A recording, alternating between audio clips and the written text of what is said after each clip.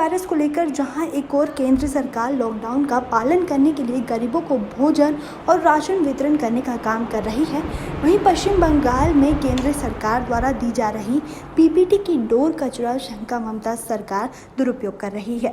ये जानकारी कैलाश विजयवर्गीय ने पत्रकारों से चर्चा के दौरान बताई। उन्होंने कहा कि ममता सरकार बीजेपी के कार्यकर्ताओं को गिरफ्तार कर रही है, साथियों ने घर से बाहर भी नहीं निकलने दिया जा रहा। कैलाश विजयवर्गीय ने आरोप लगाया है कि टीएमसी पार्टी के कार्यकर्ता पीपीटी किट का दुरुपयोग कर राजनीति कर रहे हैं। आज धरने पर बैठे हैं और खास करके जो है आज आपका जन्मदिन पे है, तो क्या कारण है? देखिए, धरने पे बैठने का कारण ये है कि भारतीय जनता पार्टी की बंगाल इकाई ने निर्णय लिया है कि जिस प्रकार ममता जी के अहंकार के कारण अराजक सरकार चल रही है, कोरोना जैसी गंभीर बीमारी को भी वो लापरवाही से ले रही है। केंद्र सरकार जो अनाज प्रधानमंत्री कल्याण योजना के माध्यम से गरीबों के लिए पहुंचा रही है, वो गरीबों में नहीं बंट रहा है। जो भारतीय जनता पार्टी के सांसद हैं, जो जनता से एकत्रित करके सामग्री गरीबों को बांट रहे हैं, उनको गिरफ्तार करके घर में बैठा दिया। भारतीय जनता पार्टी के कार्यकर्ताओं को तो बाहर नहीं निकलने दे रही है, पर केंद्र सरकार ने जो डॉक्टरों के लिए पीपी किट दी है, उस किट को पहनकर टीएमसी के सांसद, टीएमसी के विधायक वहां पर राजनीति कर रहे हैं। न सिर्फ राजनीति कर रहे हैं, जो केंद्र ने अनाज भेजा है उसको बेचने का काम कर रहे हैं। प्रधानमंत्री जी ने 5 किलो प्रति व्यक्ति के हिसाब से चावल भेजे हैं बंगाल में। यदि एक घर में 5 लोग हो तो 25 किलो अनाज देना है, पर 5 किलो भी टीएमसी के कार्यकर्ता उनके घर में अनाज नहीं दे रहे हैं। पूरे पीडीएफ सिस्टम कोलैप्स हो गया है। टीएमसी के कार्यकर्ताओं के घर से अनाज बढ़ रहा है।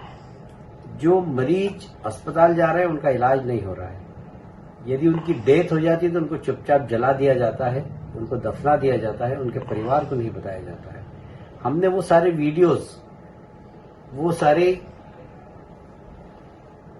दस्तावेज हमने गवर्नर को दिए। उसके बाद भी ममता जी की सरकार में किसी प्रकार की कोई भी चिंता नहीं है प्रदेश की।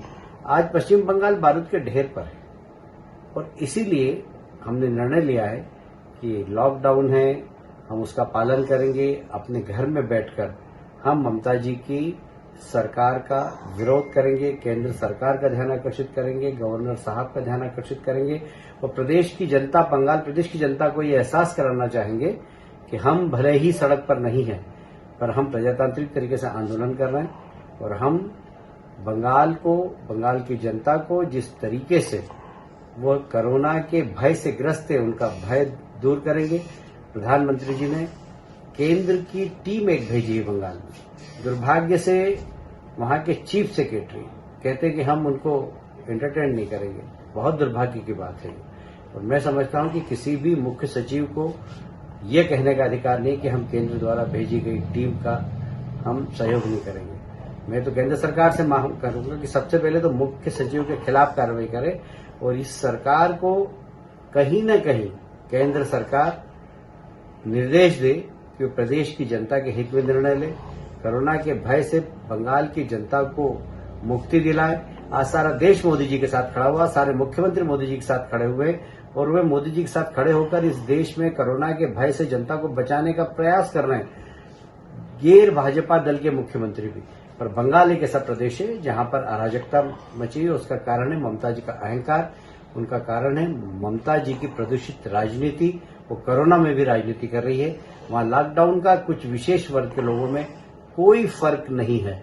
वहां लोग सरेआम घूम रहे हैं और कोरोना के वायरस को फैलाने का काम कर रहे हैं और इसलिए बंगाल बारूद के ढेर पर है। हम चाहते हैं कि बंगाल की जनता को विश्वास मिले इस बात का कि हम स्वस्थ रहेंगे और इसलिए हमारा धरना है। हमारा धरना ममता जी का ध्यान आकर्षित करने के लिए, माननीय गवर्नर जी का ध्यान आकर्षित करने के लिए और केंद्र सरकार का ध्यान आकर्षित करने के लिए। सर, इससे पहले भी बंगाल में ऐसी घटनाएं हो चुकी हैं कि केंद्र की टीम गई है, उनके साथ बदतमीजी की गई है, उनको बंद कर दिया गया है। तो क्या बंगाल कहीं बांग्लादेश मान रही ममता बनर्जी, बंगाल को अलग मान रही भारत से? मुझे लगता है कि उनमें इतना अहंकार है कि वो मानती ही नहीं कि मैं भारत का हिस्सा हूं या भारत का कानून मुझ पर लागू होता है।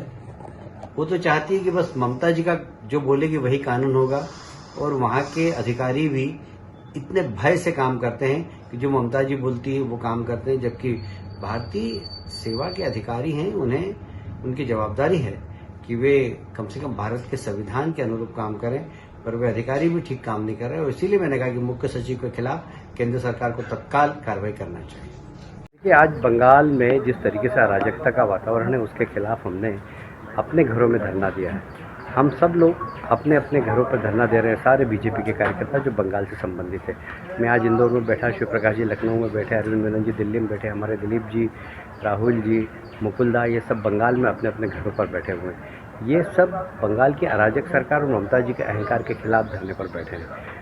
बंगाल की जनता अपने जान बचाने के लिए त्राही त्राही कर रही है, क्योंकि ममता जी कोरोना जैसी गंभीर बीमारी पर भी राजनीति कर रही है। सारी स्वास्थ्य सेवाएं चौपट हो गई है और लोग जो कोरोना से मर रहे हैं उनकी लाशों को चुपचाप सरकार जला रही है, उनके परिवार वालों को सूचित भी नहीं कर रही है। और इस सब अराजक सरकार के खिलाफ हम लोग धरने पर बैठे हैं। हम केंद्र सरकार से मांग करेंगे कि ममता जी राजनीति करें, वहाँ तक तो ठीक है, पर प्रदेश का चीफ सेक्रेटरी यदि राजनीति करे, वह यदि भारत सरकार के द्वारा भेजे गए दल के साथ असहयोग करे, तो उस चीफ सेक्रेटरी को रहने का बिल्कुल भी अधिकार नहीं है। केंद्र सरकार को चाहिए कि ऐसे चीफ सेक्रेटरी के खिलाफ कार्रवाई करे।